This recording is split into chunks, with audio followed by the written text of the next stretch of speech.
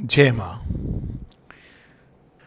Yes, so divine wisdom teaching us to stay mute because we are in the presence of something very vast and tremendous. Actually, if we look at this world last century and especially the last 50, 60 years, one thing we cannot miss is that there are unprecedented things happening all over. And just to note a few things before we entry into the subject itself, that the generation is changing. Now, we'll not judge whether it is good or bad because that depends on the standpoint. But it's changing in one sense, it's getting free from the past burden or the burden of the past. This we can see for sure. Which direction is it going, whether it's going into a higher direction or a lower direction, depends on how we look at it. But definitely there is a cry for change. And this change is multiplying through the generations. I mean, each generation is as if taking a leap forward. So this is one thing which is very evident. Also, there has been overall in the world a lot of unrest. Not that the world was ever in a state of complete rest, but the kind of unrest and the global unrest which is taking place is unprecedented. Something which Sri Aurobindo has passingly mentioned in one of his poems, In the Moonlight, in 1900, where he says, "The Iron Age has ended, only now the last fierce spasms of a dying world shall shake the nations, and when that has passed, earth, cleansed of its ills, shall raise a fairer brow."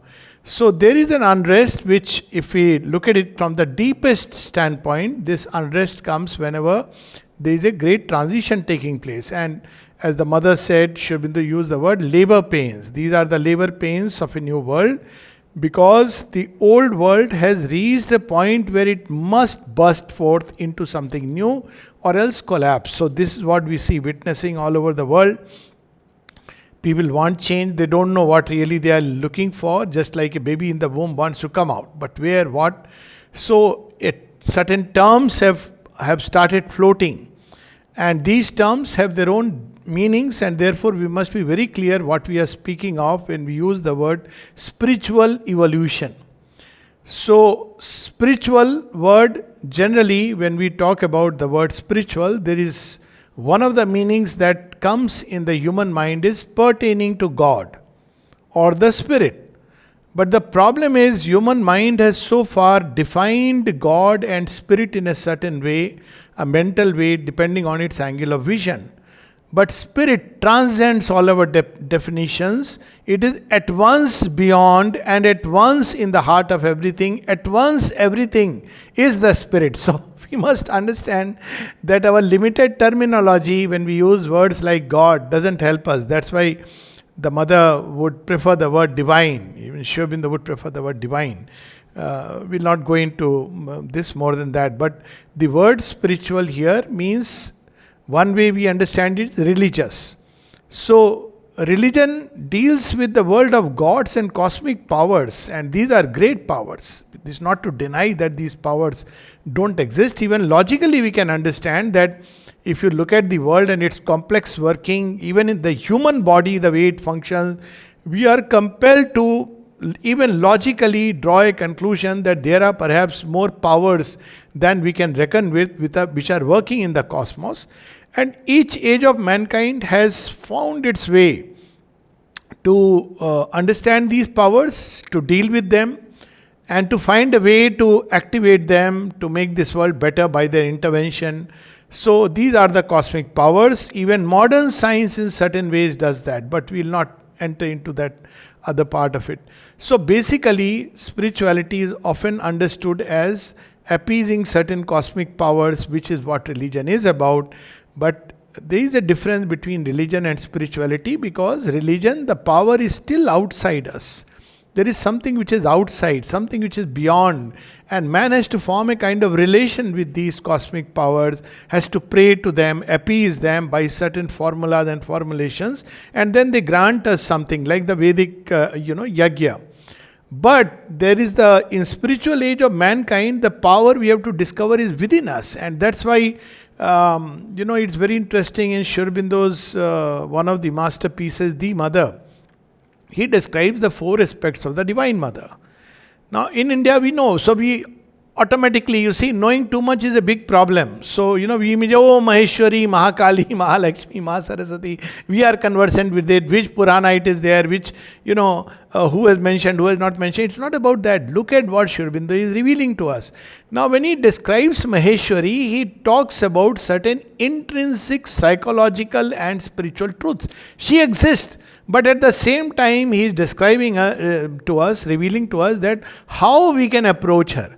There is nothing which is outward. He is not saying that offer this flower, go and do this prayer. But he is saying to, let's say, grow in whiteness, equality. All this is to make the power of Maheshwari become more and more, close to us, intimate to us, and are working more and more clear in our mind and even other parts of our being. Similarly, he speaks about Mahakali. What does he say? He speaks about being straightforward, being truthful, being honest. And then when we are ready when we grow in consciousness this way, so then her action becomes very swift and we can take leaps instead of a slow, tardy evolution. He speaks about Mahalakshmi, he speaks of beauty, harmony, love of a very humankind, but in that humankind it's uplifted to what heights. And Mahasaraswati speaks of perfection. So basically, when these cosmic powers whom we have in all cultures in some way or the other, we have worshipped outside us, and waves of time came. There was a time when they were worshipped. Then, they all went away and there was one God, but that one God was somewhere above. So to cut a long story short, ultimately we are entering an age when we have to awaken and realize these powers within us. So this is the first step, that if evolution has to take place, it cannot be by something only outside us, but by something within us. And that's why it's very interesting that Sri Aurobindo, often people ask that, what is the initiation in this yoga? Who is the guru in this yoga? So very interestingly, he doesn't give an external initiation. And he speaks of the inner initiation, which is basically awakening of the aspiration.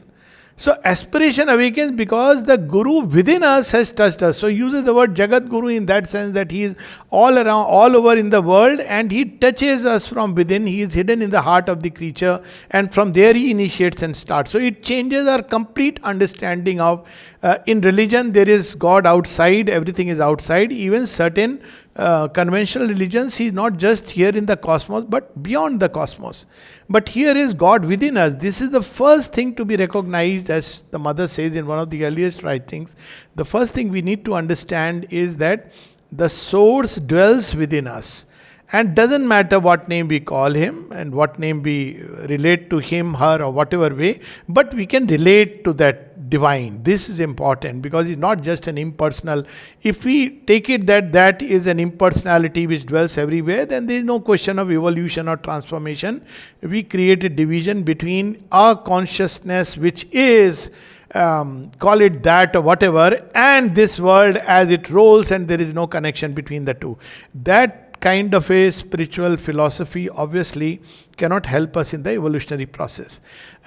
Spiritual evolution is possible only if we admit and accept that that consciousness which is beyond, that is also within and is the secret driver of everything upon earth. Secret driver, and it gives us tremendous hope because it's like a seed, and it's also something which is surrounding us and pushing us. Recently, in one of the webinars, somebody was saying that when we look at the world, what do you feel about hope? So I said, hope is always there because it doesn't depend on human beings. Problem is, if we look at hope because of human beings and what's happening outside, then yes, we can conclude hastily, oh, there is a lot of hope or no hope, depending upon a bill which has been passed in some parliament or not. But hope is not there. Hope is because the divine consciousness is embedded within us. And this divine consciousness is emerging. It's not just embedded as a sakshi, as a witness presence, doing nothing, waiting for us to come out of the illusion. It is pressing upon us. And then when we look at life with this just one thought in our head, or in our heart that there is the divine within us and He is pressing. He is the most important player. He is the doer. Then life begins to change, because whatever we may be doing, wherever we are going, the first thing is that let's connect with this which is within us, which is omniscient, omnipotent, source of everything, which is all love, all benediction, all ananda. Then immediately half the maladies of the world are treated, because now we are not looking for something from outside which we must get within us. We are carrying the source within us. And I think even if this we live, it can change a lot of problems in life, take them away, because often, as a psychiatrist, I see people who suffer. Why? Because they say, there's a problem, I love someone and someone doesn't give love to me. But the moment you discover that love is within you, then you are a natural giver. You're not looking for anything outside. You give because love is inside us. It's not something from outside. Similarly, a lot of things people rush into drugs and rush into, the modern, sorry to use the word in a very generic sense, pop culture, where you are looking for joy. Somewhere you will get, but here the source of joy is within us. See, this one understanding changes anything. Then for peace, we are looking for outer circumstances. Well, source of peace is within us. And in one word, this source of peace, joy, love, wisdom, all of this within us is called as the divine within us. Now, it's not like these are separate deities. Like in religion, for each one there is a separate deity. Just to, many of us from Indian background would remember, we have these mantras like Ya Devi Sarva Bhuteshu Shakti Rupen Sanstita. So we are invoking the Divine Mother in the form of Shakti. Then there is another mantra, Ya Devi Sarva Bhuteshu Shanti Rupen Sanstita. Then Vidya Rupen Sanstita. So we are invoking each aspect of the divine, which is what is the age of the gods. That's what Mother is saying, that age of the gods was in some way or the other, we were invoking each and every aspect of the divine, or, they were governing life as if you are this or that. But where does the age of truth begin? When we discover that the source of all this is within us. So what is the new invocation of the Divine Mother in this yoga? It's Om Anandamayi Chaitanyamayi Satyamayi Parame. She is one. And all these powers, forces, beings belong to this one. Call by whatever name she understands. There are such beautiful letters to the Mother. How intimate she has become. So she uses words like, my baby. Then the child means the grown-up man who is a sadhak is writing to her, my sweet mama. Now, there is all kinds of relationships. So here the initiation is within, and the guru. When will we begin to wake up to this? When we realize that the divine is the guru, who is within us, carrying us. So the first effort of spiritual evolution, because we rush into intellectualizing things, is to discover this divine presence within, without which there is no second step, no further step. We may intellectualize and understand anything.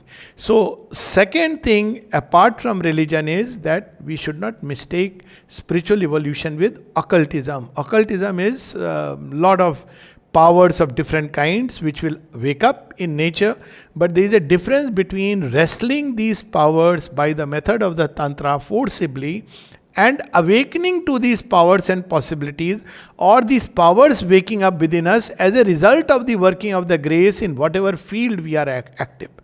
Say for example that, if one is a healer, so the awakening of this power should give us a very natural healing process which is yet supernatural.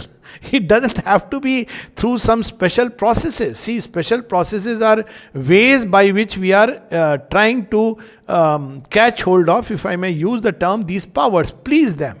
And so these powers become operative in our life. But the natural process, and I have seen this happen, see it happening, that when these powers begin to awake, and how they will awake in whatever field we are engaged in. Whether we are speaking, healing, cooking. I'll give just one example of, in ashram context, there was Chandradeep ji. His task was to give letters. When the letters would come, he has to say that this has to go to this sadhak, this has to go to this sadhak. Wonderful person. I had the good fortune of meeting him and I had that moment there was some question, not in my, because I had just had an experience, and he immediately said something intuitively which was true. So now he would take the letters and he would not read for whom they are there. He would start sorting them out. And if somebody is seeing, would wonder what is he doing. Because this was the work which he was given, and the intuitive faculty was completely operative. Not a single letter he will pick up and see that whose letter it is. And it will be correct, exact. So now it's not this or that power, but whatever work we are doing. Because this is the work given by the divine. And when we take it in that attitude, the power, the strength, the energy, everything should come. I have seen people working in the dining room like that. So this is the first thing which will happen, is that occultism about special practices and the power by which we appease the powers. Instead of that, the powers awaken from nature's sleep as to whatever is needed. And this is going to happen in the newer generations. Right now we are still facing whatever Gen Z or Gen Alpha or whatever. Many of this will be washout generation, I'm sorry to say. But they will be intermediary species. You can't help it, because any evolution requires many intermediary species. Mother has spoken about it. She spoke about aborted species. And yet they are breaking away. They are doing a great work. The great work is they are breaking away from the past. And doesn't matter which way they are going, because right now these are the experiments of nature, and through which, of course, this is not to be seen with a touch of sadness. No. The souls which take this break free, and slowly the same souls come in newer body, gaining the experience, and eventually they will get into that intuitive and the supra-rational phase. The third thing which we should not mistake spirituality when we talk about spiritual evolution is high intellectuality or idealism. Many times we mistake it for moral, ethical idealism. Well, we all know, good as these things are, they are not what the spiritual consciousness is. Spiritual consciousness acts on the basis of an intrinsic freedom. Whereas morality is a convention, very high convention. Maybe, it helps to maintain a kind of social standard, but we must understand that the spirit does not act on that basis. And very often, at least in the Indian context, I keep saying that people understand Ram, but to Krishna they pay only a lip service. So they like to talk about Gita, but in Krishna Leela, only thing they understand is the Ras Leela. Because Krishna breaks the formats. He doesn't come into the neat picture of a moral person. And he came to break the formats. He came to say that what is truth, act according to the law of truth. So when we say that today's children and the coming ages will see us going beyond the format of morality, conventional morality, and even more, even conventional ethics, because morality is still something lower. Here somebody else has decided this is right or wrong society, but ethics is something which is within us. The sense of the beautiful, for example, is ethics. But even that will be transcended. We will be governed by what is called as the law of truth, which doesn't act according to the format or any boundary. That's what is true freedom. Not the freedom that I'll do whatever I feel like, but the freedom to be what the divine presence within us wants us to be. And that's why the Gita closes where Sri Aurobindo has to start. That's one of the connections between Shri Krishna and Sri Aurobindo. The Gita closes by saying, Sarva dharman parityajya mamekam sharanam braja. It says, surrender all things to me, take refuge in me alone. And then he says, Aham tva sarva papebhyo mokshishami masucha. I'll deliver thee from all sin and evil and fear. So in the new age, in the spiritual ages of mankind, we'll see that kind of inner freedom, which means outwardly a state of what may seem like anarchy, but not anarchy as we understand, but a spiritual anarchy. In the sense that each one is living by his law of truth. So there is no conflict or confusion. In fact, if we look at the Indian understanding of the four ages of mankind, Satyug is a stage like that. Satyug is a stage when the divine manifests in the heart of all creatures, the Yagya Purusha. So there is a kind of anarchy. Anarchy in the sense you don't need an external system. Why? Because each one is following the law of truth. Now, the only thing we can say, say is that, for example, you are going on a road. One is that everything you are doing based on a certain principle or law. But there are plenty of moments when you have to act based on what you inwardly feel is the right or the true thing. This is beginning to emerge. There is a clash and conflict between fixed ideas, social standards, ways of life, political ideas and ideologies, all the camps in which humanity has divided itself, and the truth which is emerging. There are children today, if you ask them, are you right or left or center? They will laugh at you. They'll say, please don't put me in a slot. I know such children. And they have good of the world in their heart. But if you put them in a slot, forcibly you force fit, you are creating a conflict where there is none. Because everybody wants to do good to the world, because that is the common ground on which we all, humanity, meet. That, well, we are all interested in doing good to the world. That we all have a common origin. So these are the ways through which spiritual evolution will proceed. So one is that we must be careful. The word spiritual is not religious, it transcends religion.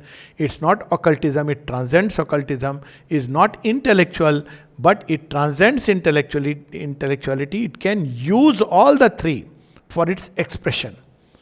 By transcending means it doesn't deny. For example, some people believe I am spiritual, not religious, means when I stand before, let's say, the samadhi, I'll not bow down because I'm spiritual. That is silly. Well, you can do this. You can equally do it to a child. One little example of Nolnida once. So, the person was telling me, he himself was there. He says, I went and there were people going to Nolnida, and he was in a conflict whether, I should do pranam or not.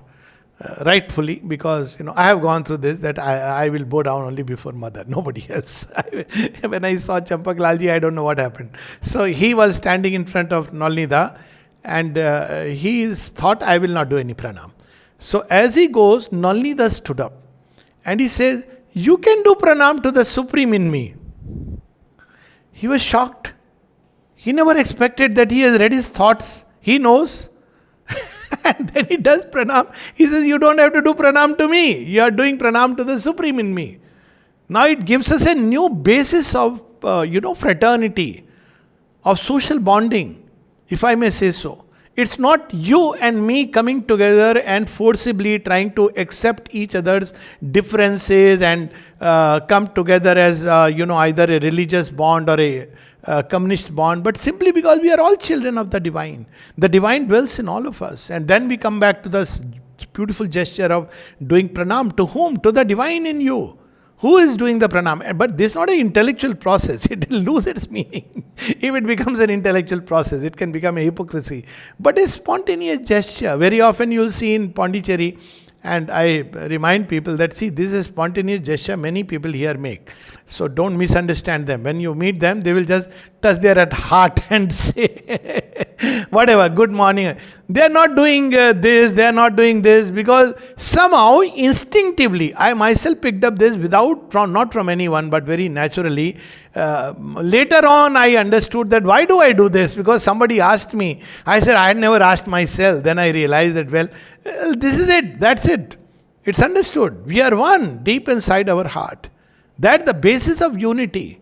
We can't have unity by any other means. Associations, calling together, interfaith dialogues and religious get-together. No, because religion divides. It can't help it. It is only possible when we go back to the source, that the divine presence in you and within me are same. So this is how spiritual age will proceed. First is divine presence is in me, then it is in mankind. Why mankind? In every creature.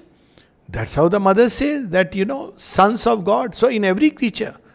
So why shouldn't I not treat the stone, the tree, everything with this truth that this is the divine presence, river? Then if we do it, nobody has to teach us how to deal with things.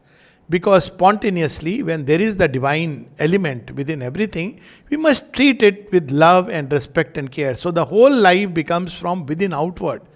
So this is the spiritual evolution. It's not a sect or a system where there is an imposition of a belief or a magic mantra which is given and people have to chant it. It is something to be awakened into. So this is the thing. I could go on, but I am suddenly reminded we should have more questions, answers. I'll just read a passage from Sri Aurobindo. So, and the mother. There are so many passages. This subject can be seen from so many angles. First thing required is when you open to the spirit within you, it brings you a first foretaste of that higher life, which alone is worth living. Then comes the will to rise to that, the hope of reaching it, the certitude that this is possible, and finally the strength to make the necessary effort and the resolution to go to the very end. First is to contact the divine consciousness within us. And repeatedly she will say that all mental constructions, external things, material efforts are vain, futile, if they are not entirely consecrated to this light and force from above. The motive should change. We are doing the same things. A spiritual person does not do something. This idea must go. Spiritual person must wear a saffron or white color or green color or grey color, I don't know what color. That's not important.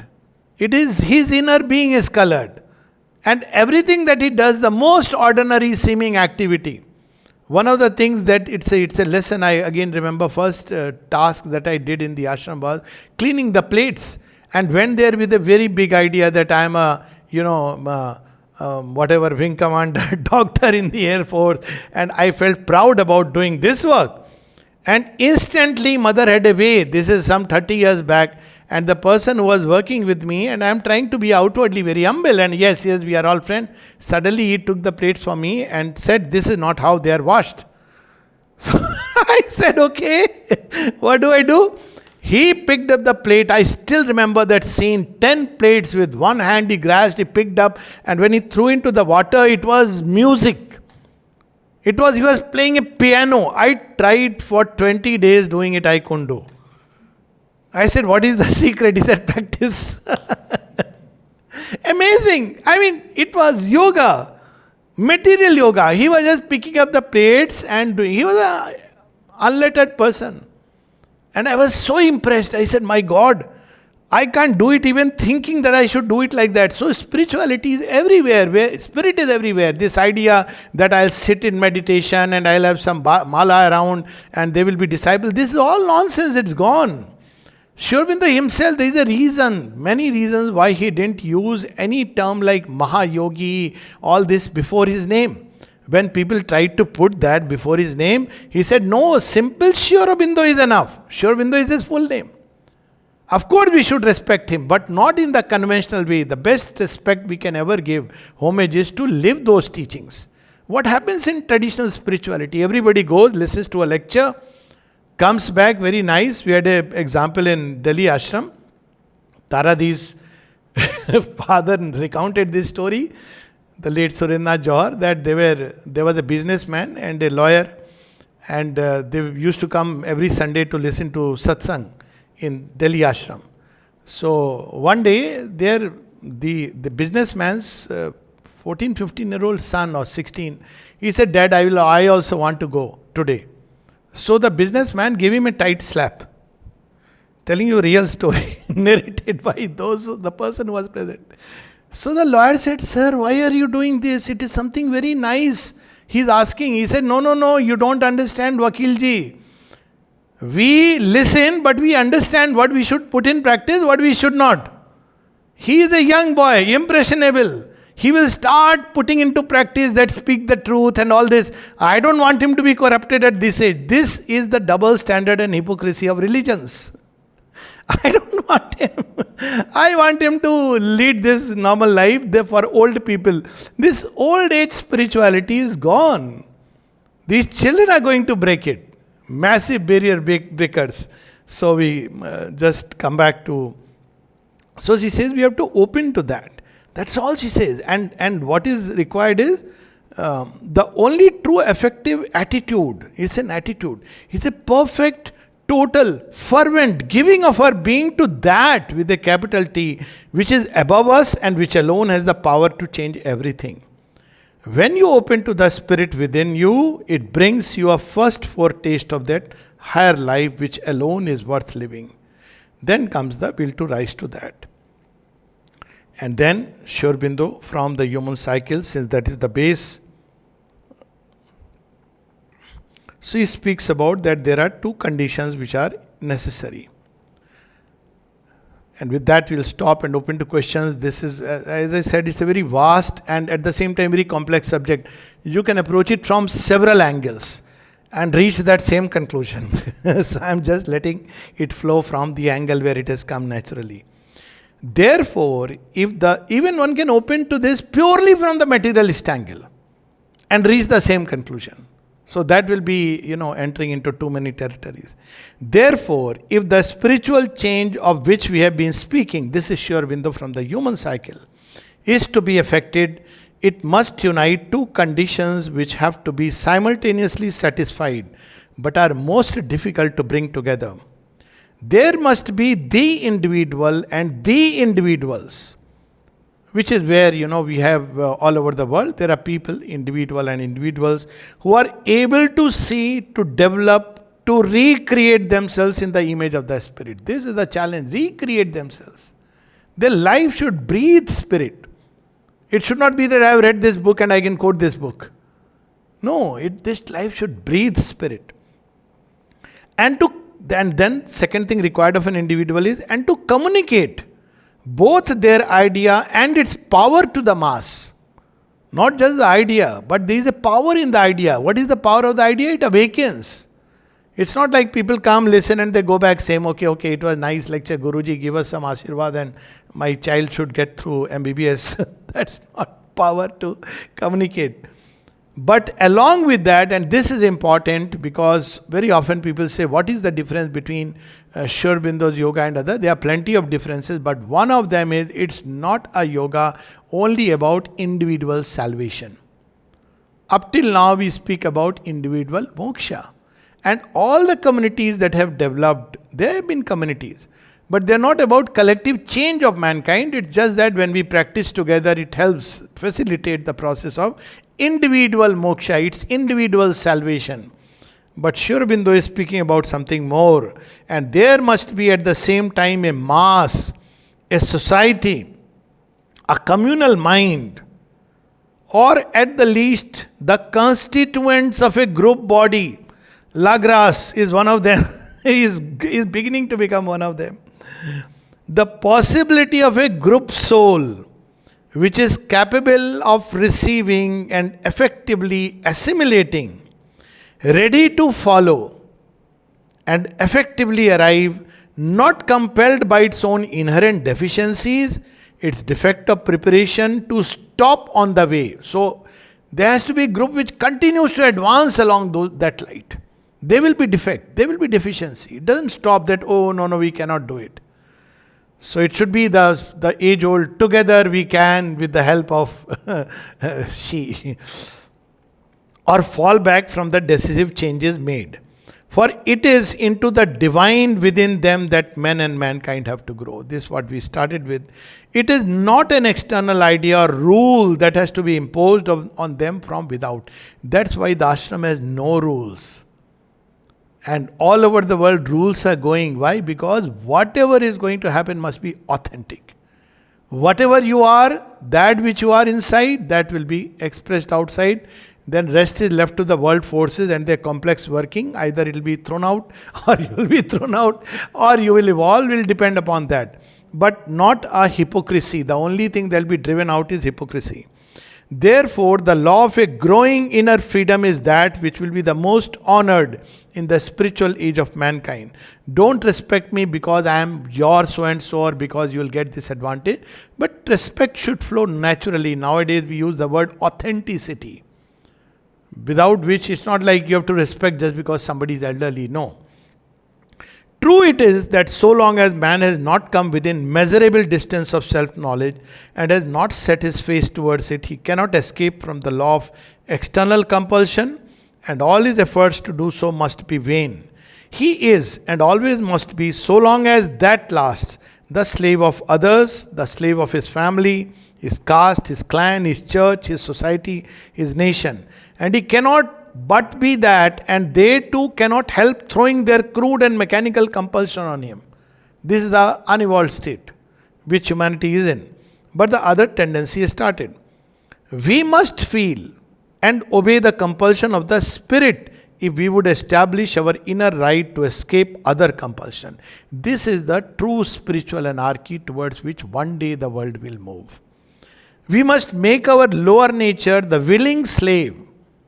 This is the other important condition. The conscious and illumined instrument, or the ennobled but still self-subjected portion, consort or partner of the divine being within us. How beautiful it is. For it is that subjection which is the condition of our freedom. So the supreme freedom is being a slave of the Lord, to put it in very simple words. All other freedom is an illusory freedom. We are so-called freedom, we are subject to all the currents of the world. Spiritual freedom is not the egoistic assertion of a separate mind and life, but obedience to the divine truth in ourselves and our members and in all around us. So this is Sure Bindu, and of course there is so much more, but I would prefer if there are questions so we can cover as many other angles and dimensions as possible. Jema, we can open it for any questions. Yes. Thank you, Alok, so much for this. This is the most central idea and realization that we understand that everything is manifestation of the divine, even in the most minute, in the most mundane forms. And it is covered by that separated consciousness which is kind of veiling the truth behind it. And once that truth is even wanted a little bit aspired for, things are changing immediately. The divine starts participating in minute movements of our consciousness. But what you highlighted was the most important, that individual is to change. Individual is to want to change. And if individuals are not looking for this change, then the societies will continue in the form we have it today, yes, in this format. So Sri Aurobindo in some way was always a prophet of individualism, though he spoke about human unity. Even these, collective meditations, whatever, he was not fond of much. He was more about this, your individual work, your discovery, true discovery, which you then bring to the collective. This individual and collective, the major topic of the human cycle, how to reconcile between liberty, free will, and equality, equal opportunities of everyone to grow. And that is absolutely right. It's fraternity or brotherhood, which you highlight as awakening of the inner being. Yes, it will happen inevitably. As the individual grows into the divine consciousness, or individuals grow, fraternity will come about very naturally, spontaneously. Yes. We see it in the US, this fight between these two parties all the time, Democratic and Republicans. These are exactly those things Sri Aurobindo speaks in the human cycle. These two, liberty and equality, try to reconcile it, and they can't, because they need a third party or brotherhood finally. And for that they need to make the ascension. At the mental level, we'll only beat the water, but no makhan, butter will come out of it. But it's okay. These are necessary stages of preparation. The individual mind churning will ultimately try many methods till it reaches a point where it says, fine, I have to look elsewhere. This is where humanity is moving. So I see hope. People are trying all these methods, like a child tries different ways, till it reaches a point that no, this is not working. What will work? That is not working. What will work? So it will turn inevitably. Absolutely. Thank you so much. So if anyone Yeah, I think we, unfortunately, I think that raising hand function is not enabled. But if you would like to make a comment or a question, and I think Rajan had texted he might, so we would just ask that you put your name in the chat, and we would just call out the name Yes. as we go through this.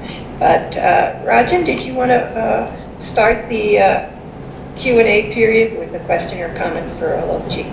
Sure, of course. Namaste, Alokji. Thank you very much for this presentation. Wonderful as always listening to you.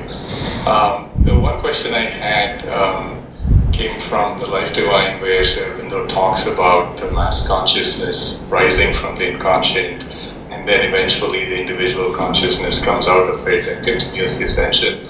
But he also talks about the great practical efficiency of the mass consciousness in binding, in building communities, and even some past militaristic states, their efficiency was based on this. In some ways, we call it the herd mentality. He even uses that term. But when you look at the world today, it seems like in order to be a leader, some aspect of that mass consciousness needs to be tapped into in order for that person to have that popularity, right?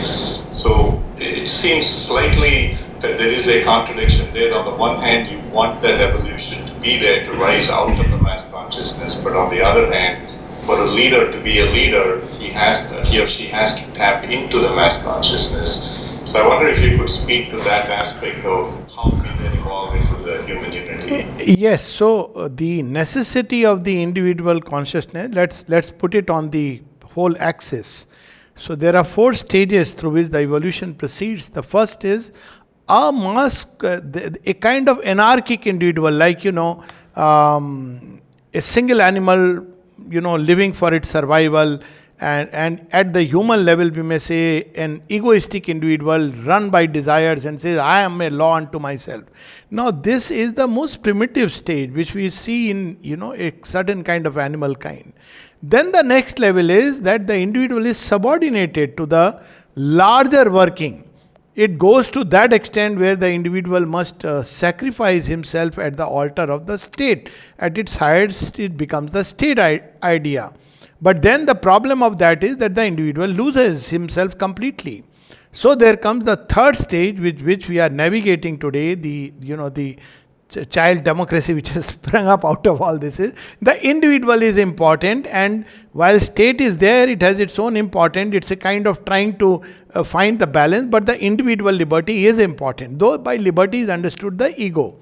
And therefore, it won't work out. It'll go to a point wherever it allows at least individual exploration to go beyond the limits of religion, to go even beyond the limits of reason for that matter. It's the whole postmodernism, etc., for all its defects, is an effort to go beyond the limits. And then comes, because human beings will go through this experimentation, as I was saying, and it will fail because it's predestined to fail. So the fourth stage is where the happy reconciliation takes place between the individual and the group life. Now this is something which is yet not seen. It is only possible in a Gnostic consciousness. Nalida once said something very interesting. He said, Auroville, I'll give an example in context. So Auroville and ashram and society, they were fighting with each other. All three have a common origin, which is the mother. And Nalida, when he was asked, because people were trying to reconcile, and he gave a very interesting truth revealed. He said, let individuals grow into the Gnostic consciousness. And then automatically as people grow, they will come together. Now when I had heard this for the first time, like, any idealist, we all should come together for a moment, but Nalida had said that. But today I can say that I can totally sync with this.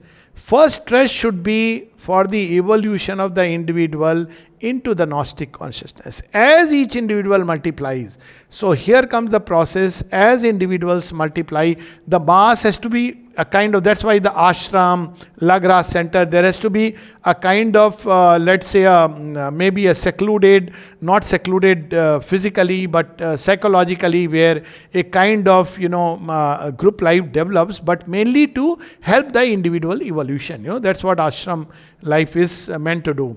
So this individual grows in his own freedom along his lines, and as individuals, few cross the barrier, they will help many others automatically come. As it is known as the morphogenetic resonance principle, though I am not much fond of that term, but this term has captured the imagination of people. So basically, as individuals advance, it's like a person passes out, there is a vacuum and air rushes in that direction. Wherever, there is a vacuum. So as individuals evolve, they will automatically, because of the law of interconnectedness, pull others. So as of now, the stress should be primarily on individual evolution, and as it happens, so what will be the leader's role? Leader's role is to show the way by example.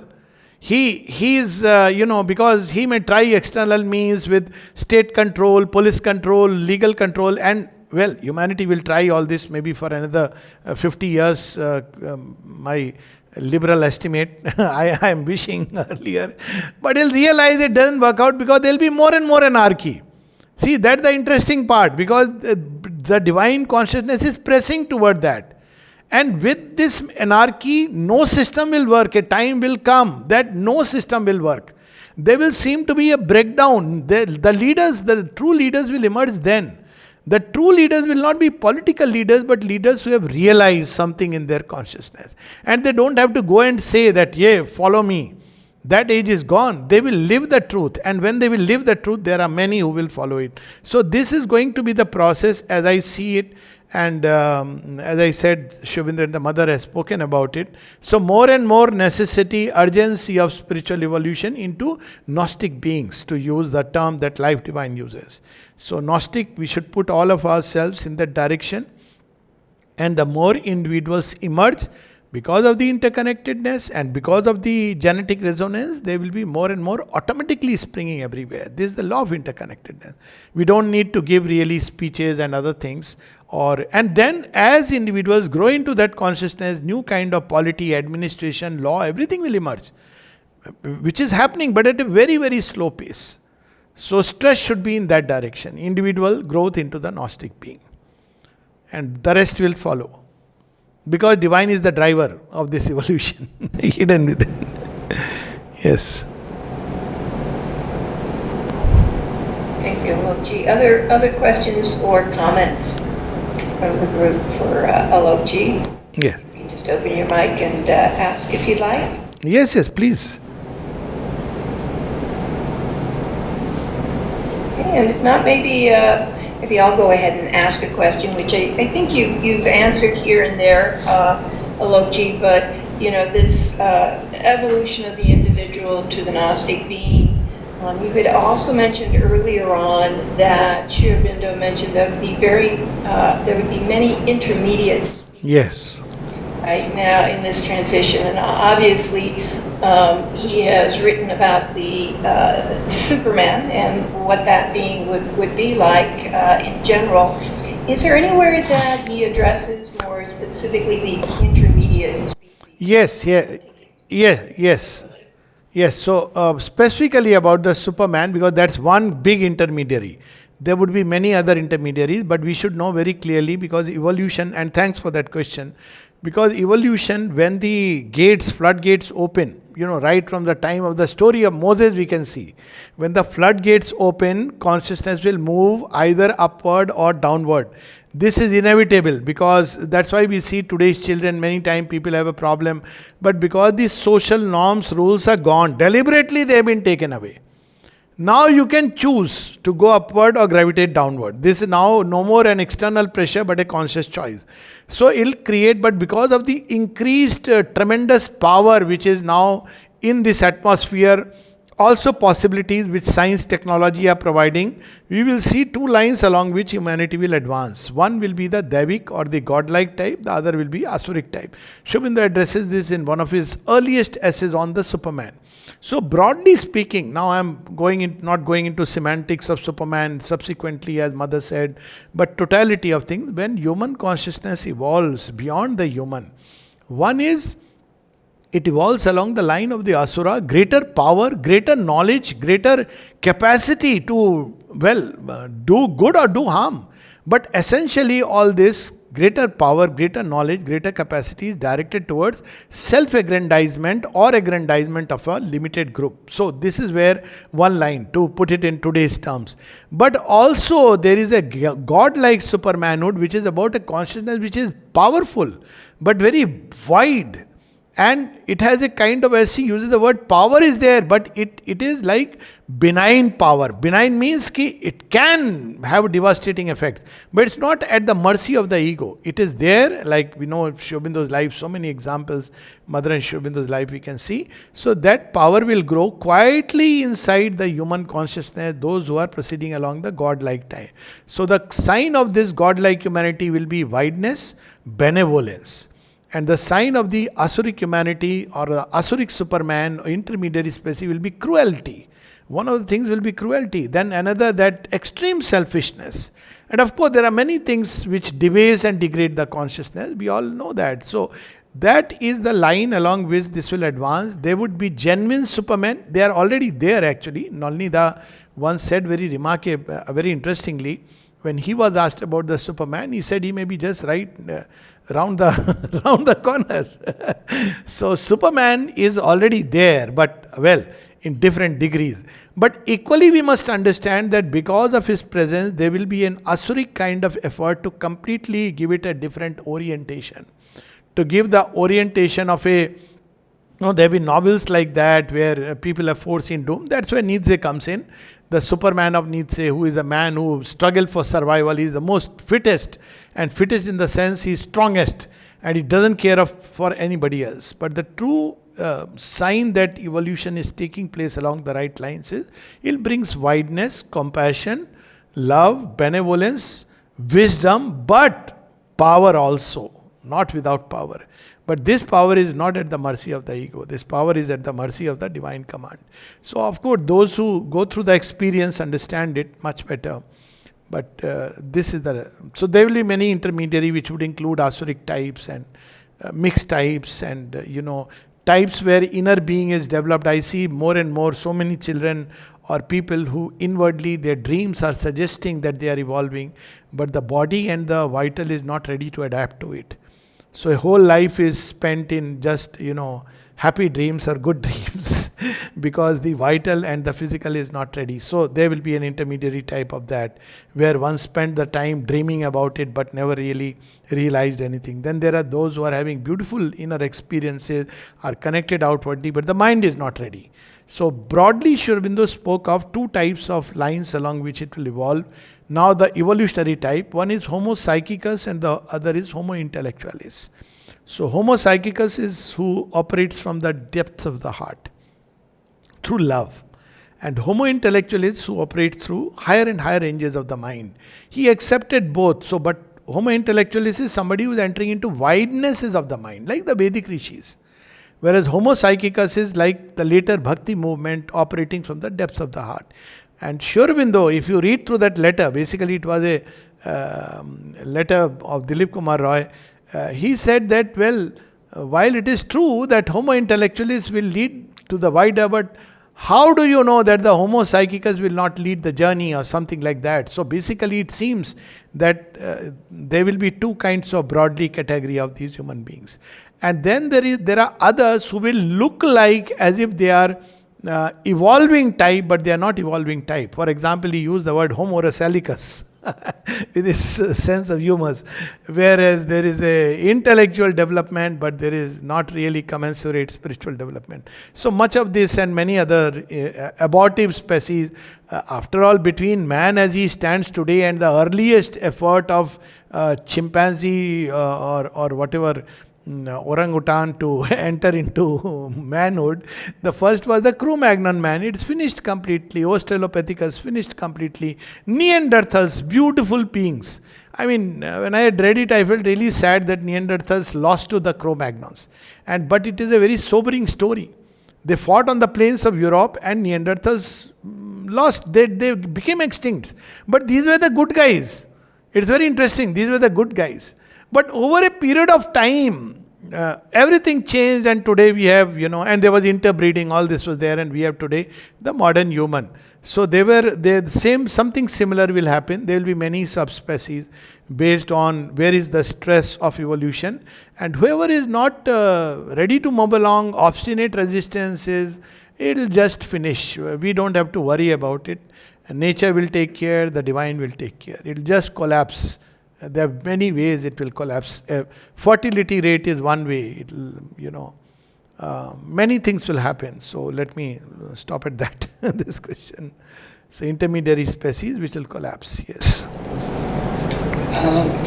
Thank you, Alok. That reminds me of this mother's vision of the supramental shape. Can you just kind of bring this topic into what are these beings, half ready, fully ready, shining, who are entering into this shape, this prophetic vision? Yes. The experience of 3rd February, I think 1950s, late 50s.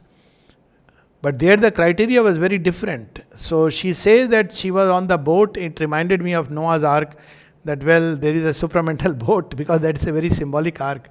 And she sees many people who are there on the boat, and there are supramental beings, proper. I mean, they are not earthly evolution beings, but beings of the supramental world, who are given the charge to see who is ready and who is not ready. She says very interestingly that she was observing that the criteria was not at all what we would conventionally consider religious, moral, like waking up in the morning and doing the, prayers, etc. These were not the criteria. No ascetic practices were the criteria. So she laughed and laughed. The criteria was completely psychological. And then she was asked later on, because she then resisted, she didn't say more. Then later on the disciples asked, what is the criteria? And what are the things which were not in consideration? She says the criteria was wideness and plasticity. And as to what was not in consideration, which we think is something very great, but which will not be of any importance in the new creation, she said 2 or 3 things. One is the ascetic practices, and second is, so much importance given to marriage. Married ones suffered throughout life on earth, or whatever. The fidelity in marriage, that's given so much importance in tradition, but the new creation will not work on that lines. It will bring out the truth inside. There is a truth of togetherness. Let's put it completely. She is not talking about life being, but to reach that truth, people have to be awakened to the truth inside their heart. So things which we consider very important, practices of marriage, practices of ascetic practices, and marriage, sanctity of marriage is the word she used. All this will collapse. So what will remain is wideness and plasticity. And transparency, another thing which she insisted, means you don't put up a show, don't try to hypocrisy, try to show off something which you are not. All this will go away. It's already going away. One can see it actually. So if you see from mother's vision point of view, things are already happening in that direction. But strength is required to bear the impact of the spiritual supramental consciousness. Strength intellectual, strength emotional, strength vital, strength physical. At every level strength is required. There is a power. Otherwise there will be breakdown. Yeah. Yeah, there is a question here in the chat. Namaskar Pandey, thanks for your great points today. What is your view on privacy in superhuman and in-world context? Etheric forces in modern world are primarily anchoring and playing with the privacy in the outer world and costing the human freedom directly everywhere. I was single, there is a reason why this is happening. And the role of privacy, the real answer, and this answer comes from something which the mother once mentioned. Real answer lies in the truth within and transparency within us.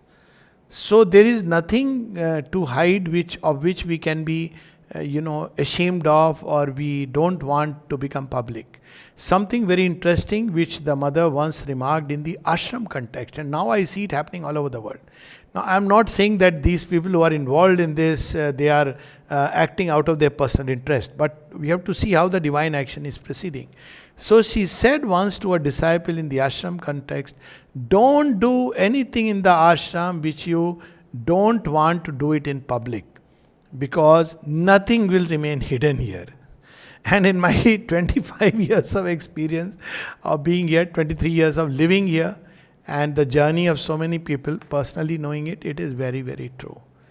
This should not be done. Whatever you are, whichever way you are, it's like you are in a big bathtub where you are taking a bath. Now, when you are taking a bath, you have to undress yourself.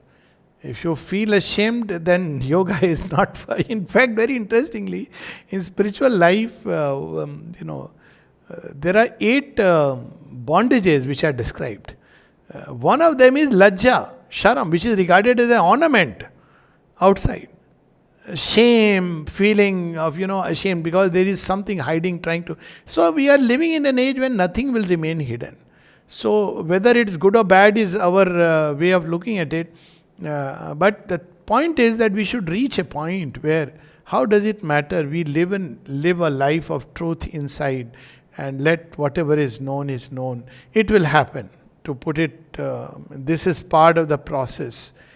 That there is not going to be, I know there are very strong views on privacy and privacy of data and all that. But this is going to happen more and more. A day will come when nothing you can remain. Now, it doesn't mean that everybody will talk about it or reveal it.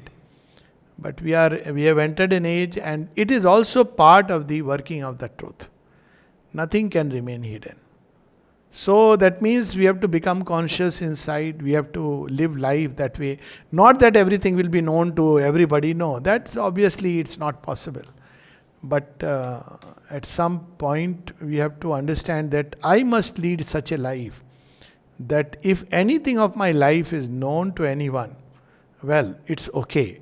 Also, people may see a fragment and draw their own conclusion. That is also okay. Because people may judge you. It doesn't matter. Because if we are true to ourselves, people who feel very afraid of being judged have problems somewhere. So why be afraid of being judged? People will at some point. I understand where there is a misjudgment in very personal relationship. That's a different thing altogether. That's not misjudgment, but you don't want something to happen when somebody cannot understand. But generally, it's like, yes, you will be misjudged, is fine. Maybe sometimes people who criticize or critical, point out your mistakes are also doing a favor, because they are showing us things which I cannot see. So, everything can become a catalyst to our evolution, if we look at it that way. Thank you, Alokji. And I see Chitra, who is with us here. She has typed in a question in the chat. But Chitra, if you could just maybe open your mic and ask Alokji, please. Yeah, thank you. Namaste, Alokda. Namaste. So my question was on, I'm trying to be as coherent as possible and trying to bring in 2 things. One is, you spoke about family. Mother has said, Mother Shri Aurobindo has written that the concept of family is evolving and it continues to evolve. And you also spoke about some changes that are coming in, like infertility, people choosing not to have children probably. I have 2 questions. Firstly, for those of us who do have children, we always seem to be on the edge. At least that's my feeling, that we never have the feeling of doing well or doing the right job at all. Right? We can be at one extreme or the other, and it never feels like, I don't know, somehow my mom always said, oh, we've done such a good job, your children are well settled, but I never have that feeling with my children. So that is completely disappearing. And second, so my question on family was, like, will this institution continue to have a good role to play in all of this transformation that is happening, or will it just dissolve?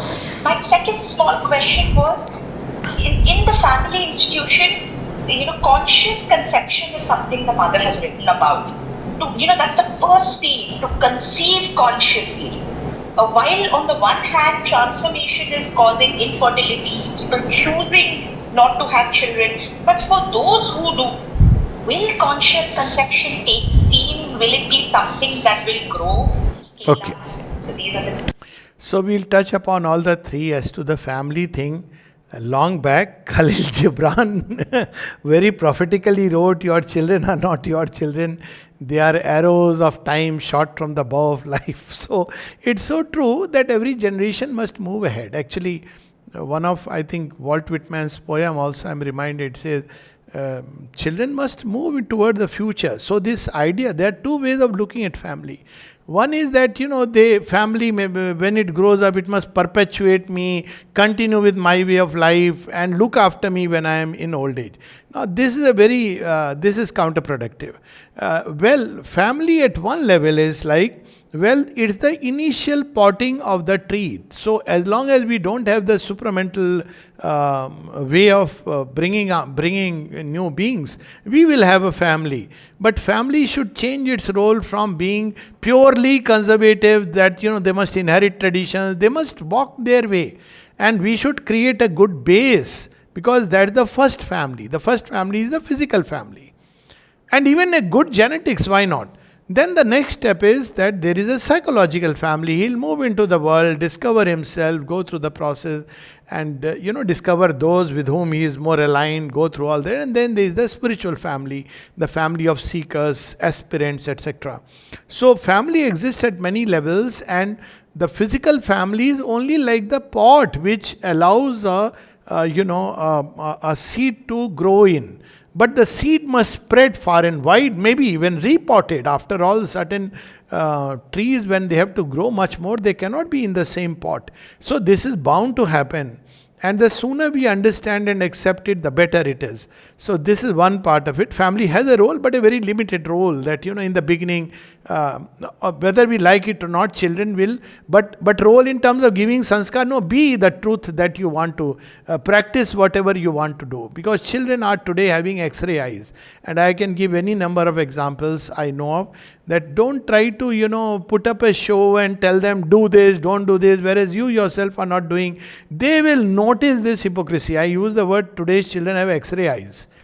So don't try to cheat them by living a lie and trying to tell them to speak the truth. It doesn't work. So we must be living examples even in the family context.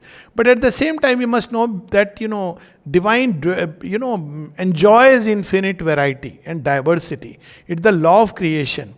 So whatever way we go, they go. As parents, our role is a limited role. Only after a point, beyond a point, we are there. But as parents are there.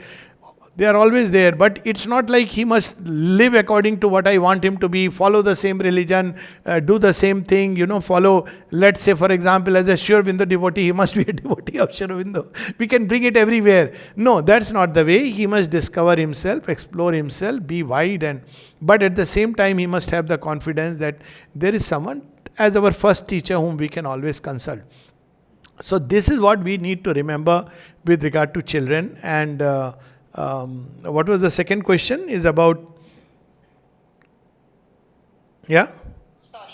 Huh. That was on you spoke Conscious conception. I remember. Yeah. So now, very interestingly, in India, you will be, these are things which don't make news. But there is a place, I have visited that place, and maybe I can mention Sri Aurobindo Dhama. It's on the banks of Kaveri, and very interesting story you will find somewhere on my YouTube this thing, on the banks of Kaveri and the hills. So there a person who turned towards Mother and Sri Aurobindo, they are having a whole place which is about conscious conception. So one of them is that, people who want to conceive, they come here and the parents are having a common aspiration and they conceive the child. Though it is still in the traditional sense, but really conscious conception is ultimately we transmit to the children our aspiration or our shadows, sometimes both. So if we have shadows, we may have a conscious aspiration, but sometimes, destiny has its strange ways that we may transmit the shadow, and that depends on the moment of conception. We have an interesting story in the Ramayana that Pulastha Rishi, he is a rishi, And his wife is a Rakshasi or an Asuri, comes from an Asuric family, not in good or bad terms. Asura in that age meant something else. But Kaikashi, so she drags him, no, I want to have a child, and he is doing his puja during a certain time, Sandhya. It's not the right time because this is a time when we have to invoke the deities, but instead of that, you are dragging me into having a kind of, fertility game. So the child who comes, why she wanted? Because she wanted that my husband is just rishi. I want my son to conquer the world. So she gives birth to Ravan. The second is Kumkaran. So then third child, the rishi says, look here, let's do it in a proper way. So they invoke the presence, they are conscious within them, then they have the child called Vibhishan. So basically it means that even the act of procreation becomes something very beautiful and divine. There is a mother has spoken about it. So there are people who are not ready for the still higher law, and yet they are here and they have to invoke, aspire, and their own life should be an example. It's easy to just have a child. Very different, to become a parent in the true sense. So this is where, but as to supramental, well, there would be beings who don't want it.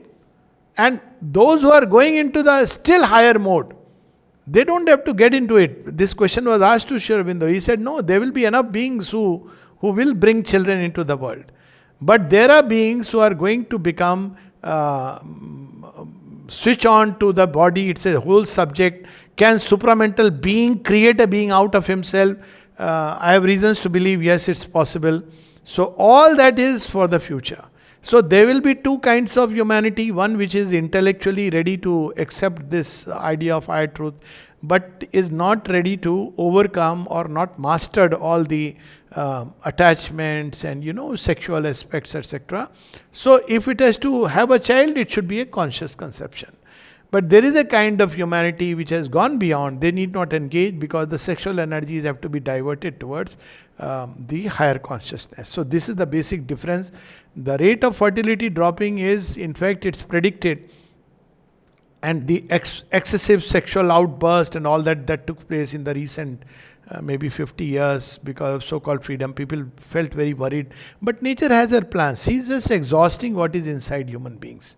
So by 2063, 64 is a cutoff point. Scientists are speaking that possibly after 2065, we'll start seeing fertility rate dropping so drastically that the mortality rate will be higher.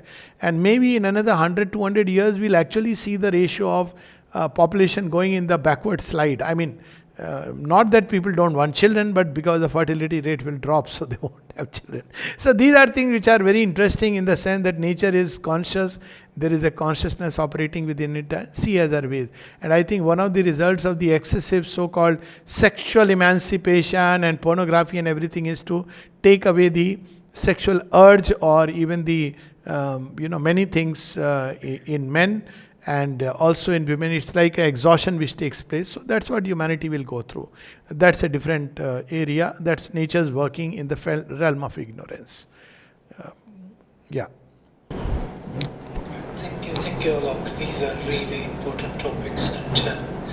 And of course, in Brihadaranyaka Upanishad, the last chapter, 6 Adhyaya, you can find this description of the conscious conception. It's amazing. It's so beautifully described there. And man says, I am heaven, you are earth. Let's come together like heaven and earth. So it is the whole ritual of available in Indian tradition of the conscious conception. Most probably it has its own power, and it invokes the soul, conscious soul, to come to the conscious parents. And it's wonderful. These are important topics for the future. Just as an aside, even sexuality, even that will undergo a transmutation. It will get rid of all animality. It won't be the physical intercourse, but there would be something like a coming together of the masculine and the feminine element. This is way too into the future, but Sri Aurobindo has spoken about that also. Yeah. Thank you so much. Yeah. Thank you so much for this beautiful Thank you. introduction to the most important topics. So Looking forward to meet with you again and learn from you and with you. Thank you so much. Thank you. Jai Ma. Jai Ma.